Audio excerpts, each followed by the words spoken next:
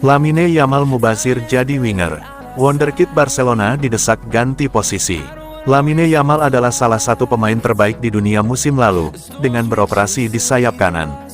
Namun, mantan striker Belanda Marco van Basten berpendapat bahwa wonderkid Barcelona dan Spanyol itu seharusnya ditempatkan di posisi lain agar dapat memberikan pengaruh yang lebih besar dalam permainan.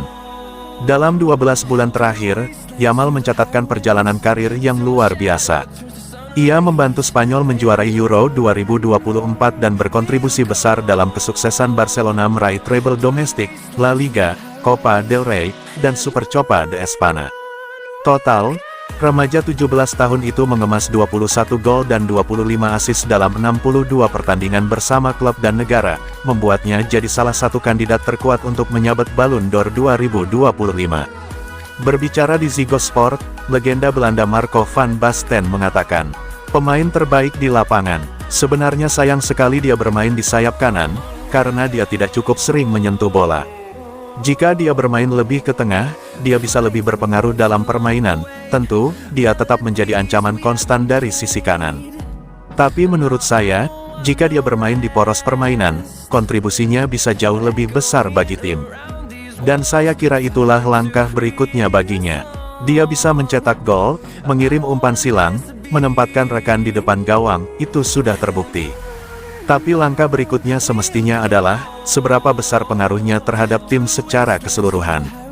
Pemain sebagus dia seharusnya bermain lebih ke tengah, agar dia lebih banyak memegang bola dan punya peran lebih penting untuk Barcelona."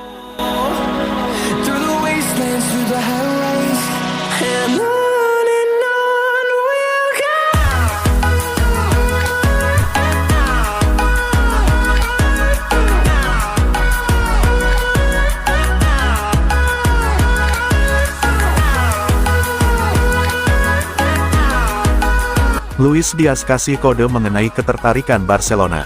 Bukan rahasia lagi bahwa Barcelona ingin memperkuat barisan mereka di lini serang, dengan Luis Diaz muncul sebagai target utama. Diaz dianggap ingin pindah ke Catalonia dan baru-baru ini memberikan isyarat besar di media sosial. Seperti dilansir Mundo Deportivo, Luis Diaz telah mengikuti akun Barcelona di Instagram. Banyak yang percaya ini bisa menjadi tahap awal dari kemungkinan kepindahannya ke Catalonia musim panas ini. Diaz juga mengikuti legenda Barcelona Lionel Messi, meskipun keputusannya untuk mengikuti Barca telah menarik banyak perhatian. Hal ini bisa menjadi petunjuk utama dari akhir karir Diaz, yang menguatkan laporan luas bahwa dia sangat ingin bermain untuk Blaugrana.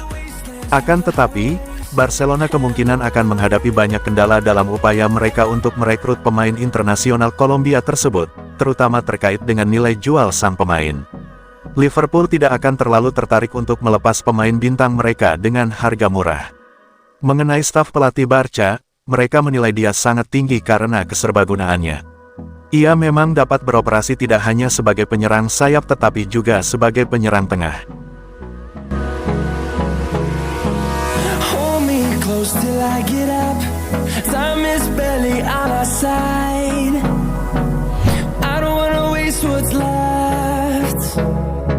The storms we chase are leading us, and love is all we'll ever trust.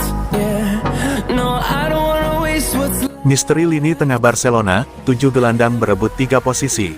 Bagaimana strategi Hansi Flick? Kedalaman skuad yang melimpah memang menguntungkan, namun bisa berubah menjadi beban jika tidak ditangani dengan bijak. Flick dituntut untuk menjaga keseimbangan antara performa tim dan kebahagiaan individu pemain. Musim lalu, Pedri dan Frenkie de Jong membuktikan diri sebagai duet andalan di lini tengah. Keduanya tampil padu terutama saat ditempatkan lebih dalam skema permainan.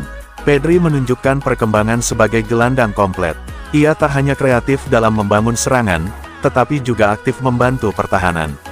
Ia menjadi figur penting dalam transisi permainan. Sementara itu, de Jong, setelah pulih dari cedera pergelangan kaki, kembali tampil percaya diri. Kabar tentang kemungkinan perpanjangan kontraknya menjadi angin segar bagi klub dan pendukung. Marc Bernal menjadi kejutan awal saat Flick mencobanya di lini tengah. Meskipun baru pulih dari cedera, ia diperkirakan siap bersaing penuh mulai November. Gavi pun kembali bugar dan berambisi mengamankan tempat utama. Ia menyatakan lebih nyaman bermain di posisi lebih dalam. Ia juga tidak ingin hanya menjadi pelapis dari Pedri, De Jong, Casado, atau Bernal.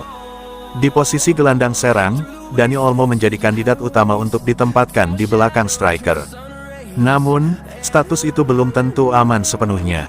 Fermin Lopez menutup musim lalu dengan catatan impresif, yakni 8 gol dan 10 assist dari 46 pertandingan.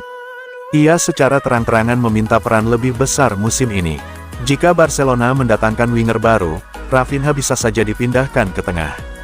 Gavi juga berpeluang dimainkan di posisi itu.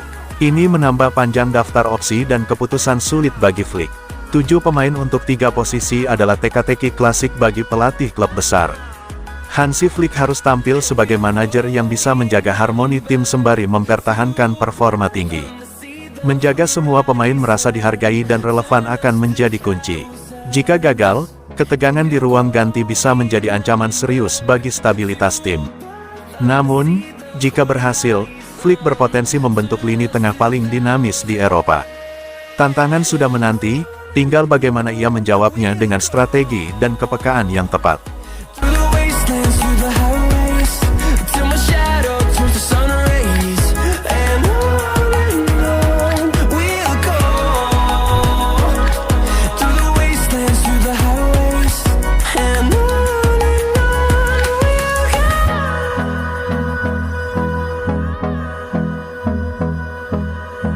Hansi Flick ingin mantan gelandang Barcelona masuk staf kepelatihannya.